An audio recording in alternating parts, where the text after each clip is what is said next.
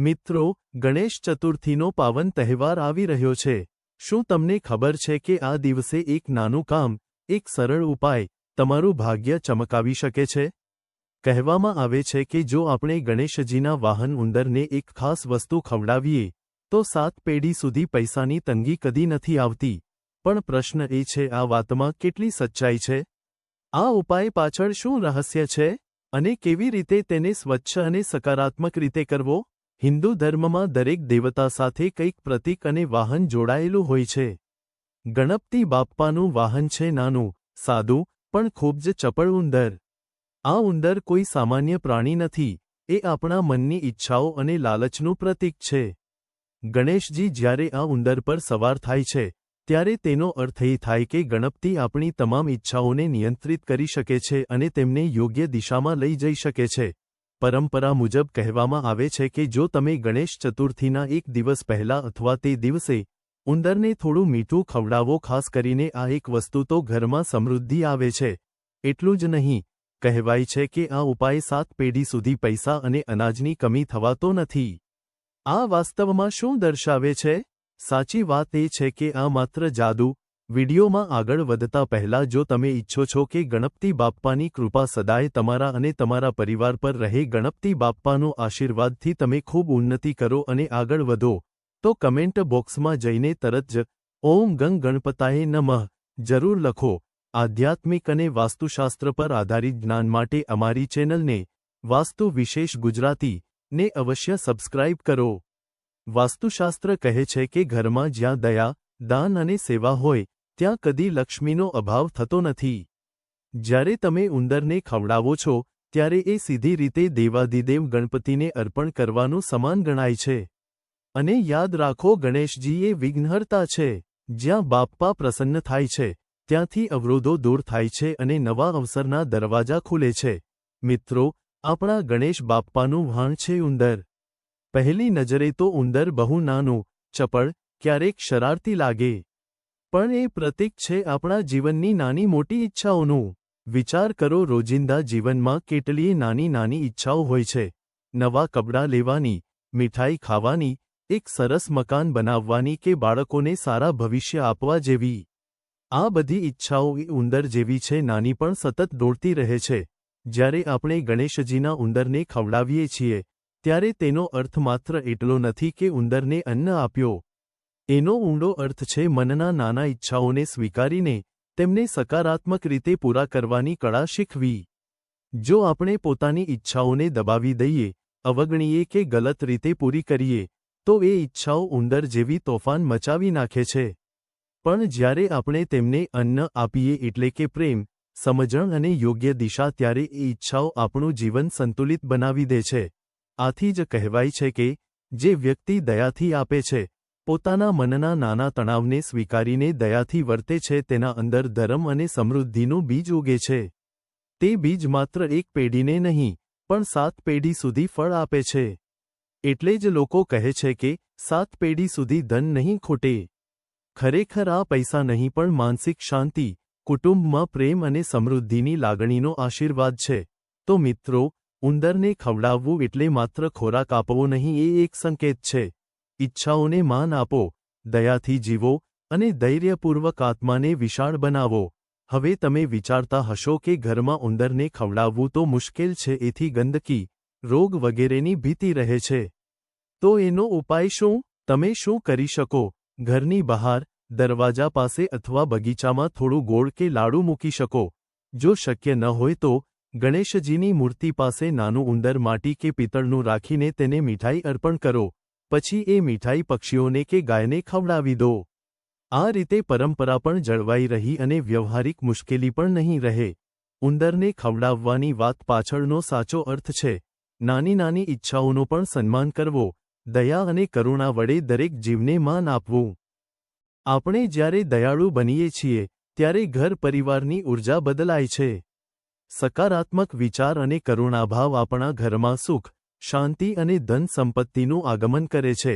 એટલે જ કહેવાય છે કે આ ઉપાય માત્ર ધન લાવતો નથી, પરંતુ ઘરમાં આનંદ, પ્રેમ અને આશીર્વાદોનો પ્રવાહ સતત રાખે છે।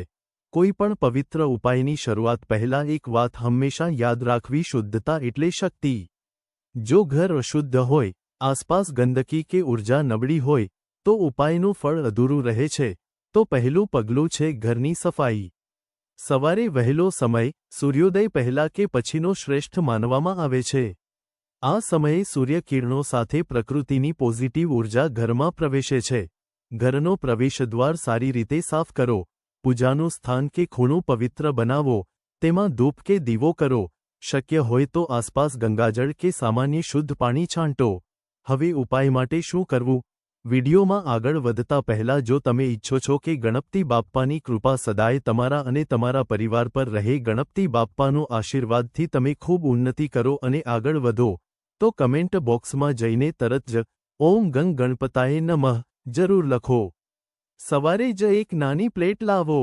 આ પ્લેટ ચાંદીની, તાંબાની કે માટીની હશે તો વધુ શુભ, પરંતુ જો ઉપલબ્ધ ન હોય તો સામાન્ય સ્ટીલની પણ ચાલશે. મુખ્ય વાત છે શ્રદ્ધા. પ્લેટમાં થોડા તાંદળ, ભૂના મગફળી કે ગોળ મૂકો. આ વસ્તુઓ પ્રાચીન ગ્રંથોમાં સરળ, સાત્વિક અને પોષકદાન કહેવાય છે. ધ્યાન રાખવું કે આ ખોરાક સ્વચ્છ અને તાજું હોવું જોઈએ. બાંકડો ખોરાક કે પેકેટનું જંક ફૂડ નહીં મૂકવું. પ્લાસ્ટિક કે પોલિથીનનો ઉપયોગ ટાળો, કેમ કે તે માત્ર પ્રાણી માટે હાનિકારક જ નથી, પણ આધ્યાત્મિક રીતે અશુદ્ધિનું પ્રતીક છે. હવે આ પ્લેટ ક્યાં મૂકી?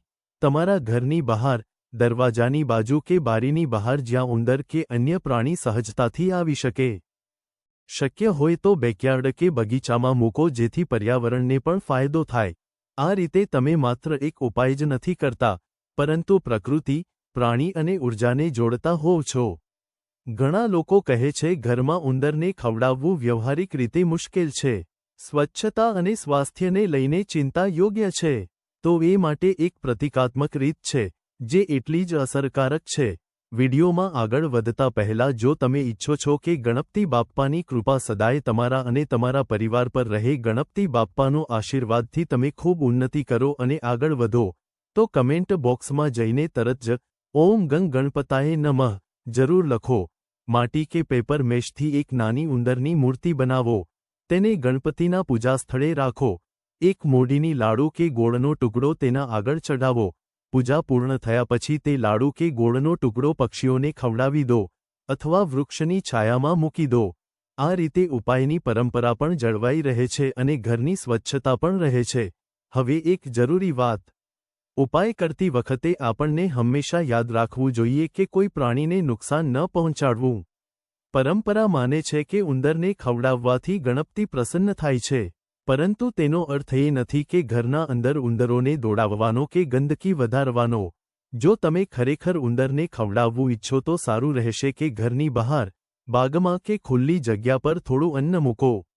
કિચન કે કોરિડોરમાં આ કરશો તો અસુવિધા થશે, અને જો તમને એ યોગ્ય ન લાગે, તો એક સરસ વિકલ્પ છે પ્રતિકાત્મક રીત. માટી કે પિત્તળનો નાનો ઉંદર લો અને તેને પૂજામાં મૂકો. તેની સામે લાડુ કે મીઠાઈ ચઢાવો. પૂજા પૂરી થયા પછી એ પ્રસાદને પક્ષીઓને કે ગાયને અર્પણ કરો.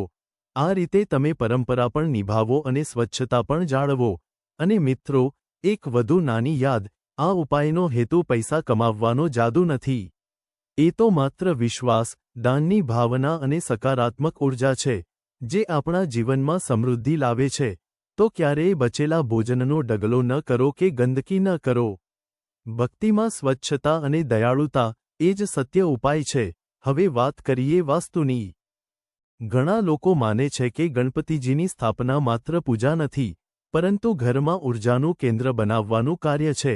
કેટલાક પ્રામાણિક સૂચનો. 1. સ્થાનની પસંદગી. ગણપતિજીને હંમેશા ઘરના પૂર્વ, ઈસ્ટ અથવા ઉત્તર, નોર્થ દિશામાં સ્થાપિત કરવો. આ દિશાઓ પ્રકાશ અને સમૃદ્ધિ સાથે જોડાયેલી છે. પૂર્વ દિશા સૂર્યનું પ્રતીક છે, જ્યારે ઉત્તર દિશા કુબેર, સંપત્તિના દેવતા સાથે જોડાયેલી છે. 2. મૂર્તિની દિશા. મૂર્તિનું મુખ ઘરના અંદર તરફ હોવું જોઈએ. આનો અર્થ છે કે બાપ્પા ઘર તરફ આશીર્વાદ વરસાવે છે, બહાર નહીં. 3. મૂર્તિનો પ્રકાર. માટીની મૂર્તિ શ્રેષ્ઠ માનવામાં આવે છે કારણ કે તે પંચતત્વ, માટી, પાણી, અગ્નિ, વાયુ, આકાશ સાથે સંકળાયેલી છે. ઘરમાં બહુ મોટી કે બહુ નાની મૂર્તિ ન રાખવી. હાથમાં પકડી શકાય એટલી મધ્યમ કદ શ્રેષ્ઠ 4. સમૃદ્ધિના ઉપાય.